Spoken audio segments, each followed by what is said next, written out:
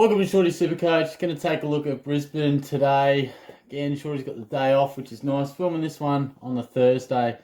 Not sure when I'll have it up. Maybe over the weekend, but hope you're travelling well. The Lions are pretty interesting, actually. I think they're a side that we might not have too many players in from the Lions, but by the same token, you could have a few. So it's quite interesting.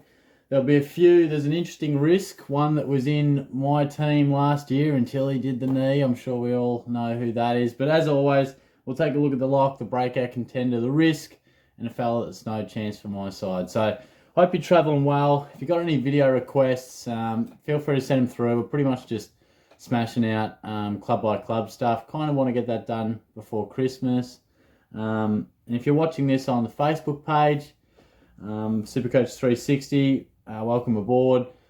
Feel free to check out my actual YouTube channel. I don't always put absolutely everything across on the Facebook page, but whatever way you're consuming it, it's good to have you on board. So let's start with the lock, and I think it's going to be Lachie Neale. 99.8 last year, well down on his average of previous, and of course he was being a dominant force in SuperCoach for many years, and last year just had concerns with the body, never quite got going, and had interruptions throughout the year, as well as some massive scores. You know, he had some ones where we thought, gee, he's just scoring like 80s and 90s, what's wrong with him?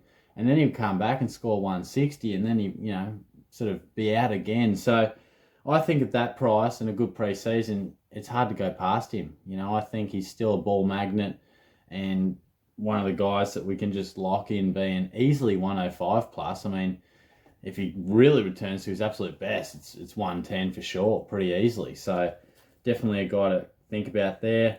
Breakout contender, I've got two, and they always talk about Zach Bailey, and I guess, it's a bit cliche. He's the classic, he's a bit like Petrarca, mid-forward, dynamic, this and that. But to be honest, he probably hasn't fully delivered just yet. Maybe not from a SuperCoach point of view. He had some big moments in the finals, but 84.5, has some really nice games, and then has games where he just, sort of lingers between the 10 and 15 touch mark, and that's probably more to do with the position. If he can take his game to, swap those percentages a little bit, maybe at the moment he's 35-65 forward mid, maybe he can get 60-40 in favour of the mid time. So we'll just have to wait and see. The Lions midfield does bat pretty deep, and they do like the role that he plays. So probably just watch this space. But the one that I really like, and it's a touch risky, but Hugh McCluggage, I just think I'm drawing some real Sam Walsh vibes here. I think that McCluggage and Walsh just really high picks, similar sort of builds, nice ball users, this and that. But in the early parts of their career, have sort of played slightly more outside. Not that they can't win their own ball, but they'll play out on a wing. And McCluggage, I think, I watched him as an under-18 player because I was covering sport in Ballarat at the time. And he was a pure inside mid, real classy and silky on the outside, but works his way through a stoppage as good as anyone coming through that crop. Of course, because what was he, pick 3? Now, last year we saw Walsh get a more inside role and the amazing stuff he could do.